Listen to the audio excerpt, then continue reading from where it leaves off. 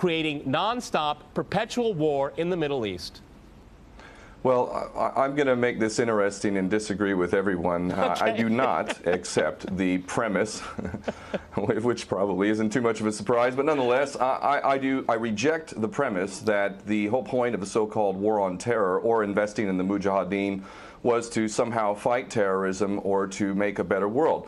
I would argue that if you really want to know what's happening with Middle Eastern policy, then you must read Oded Yanan's A Strategy for Israel in the 1980s. Now, in that document, which is pretty much being played out to a T right now and has been for many years, there were serious objectives for Israel. And Israel's main objectives were to expand and grow in line with the Greater Israel Project. And in order for it to do that, there would need to be an excuse to justify the expansion of Israel, and in order to do that, we would have to sow the seeds of sectarian hatred and violence in the region. The #1 target of this plan was Iraq. We've achieved that. That's not a failure. That's actually a success. Iraq is a failed state largely. It is an absolute basket case. Sectarian hatred is absolutely insane. We see the beheadings and all of this madness, and we think it's a disaster. No, it's not at all. In fact, it's all part of the plan to break up Iraq into 3 different states.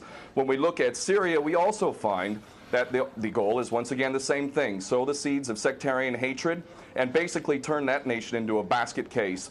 This is happening according to plan as well. Now, ISIS, funny enough, could stand for the Israeli Secret Intelligence Service. Many people are seeing the very big benefits to the state of Israel, the so-called Jewish state of Israel, by the breakup and the balkanization of the surrounding states. So actually, if you believe what's being told to you, and I just don't know why anyone would believe anything that comes out of the mouth of virtually any Western leader, whether it be Obama or Bush or any of the rest of them, all of these people are nothing but patent liars, and everything they say is pretty much the opposite of the truth. So I don't accept virtually anything they say. Okay, good. Okay, Peter, if I can go to you in New York. I mean, there is absolute continuity between the policies of Iraq and breaking it up and breaking up Syria as well. It is beyond naive to suggest that the U.S. doesn't have its fingerprints all over ISIS.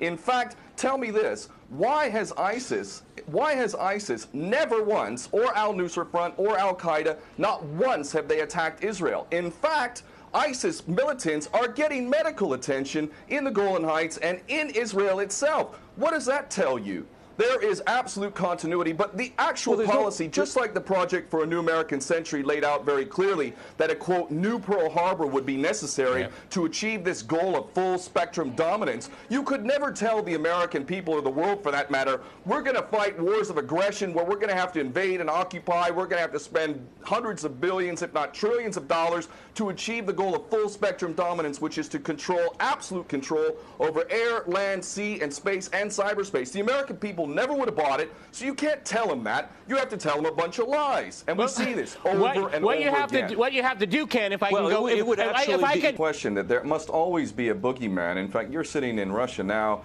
For 50 years plus, we were fighting this Cold War that really was an absolute charade to begin with. There never really was a threat of a Soviet invasion. And for decades, we spent insane amounts of money developing nuclear weapons to the point of really completely, totally collective insanity. And here we sit today in a world that threatens a third world war with a policy that is clearly intended to totally destroy Syria. Let's see what happens.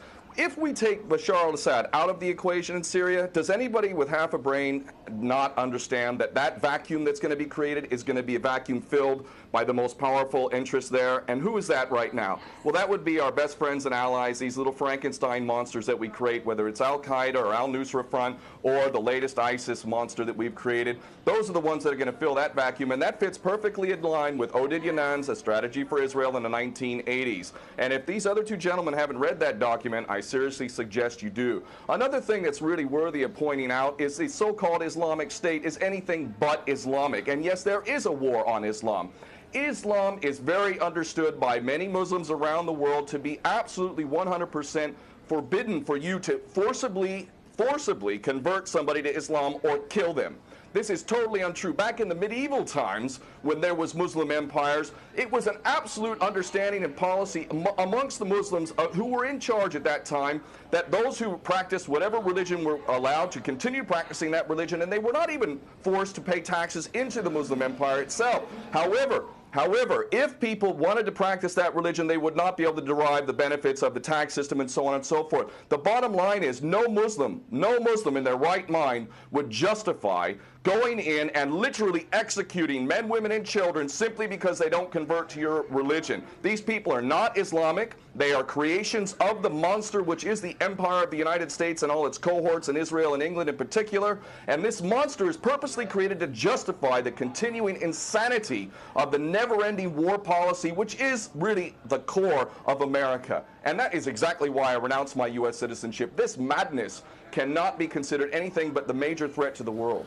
Okay, Peter, in New York, one of the things we've seen... Well, there are very obvious solutions. One is to arrest the traitors in the U.S. Congress and White House who have sworn to uphold the U.S. Constitution, and somehow the American people have sat by while the president has afforded himself the power to execute anyone, anywhere, anytime, for any American citizen to be detained without any due process of law, no representation, incognito, and theoretically, he could be condemned to death by a military tribunal in secret and executed. All of this operating under supposedly the United States Constitution. So all of these traitors need to be arrested, first and foremost. When Netanyahu came to the Congress a couple years back, he received 29 standing ovations by these cowardly chicken hawk traitors. So the American patriots need to stand up and grab a pair and ultimately have some integrity and get rid of these traitors. Secondly, cut off all funding to Israel. Israel is a pariah state, a criminal state. It is committing active policies of genocide by the legal definition of the word according to Black's Law Dictionary.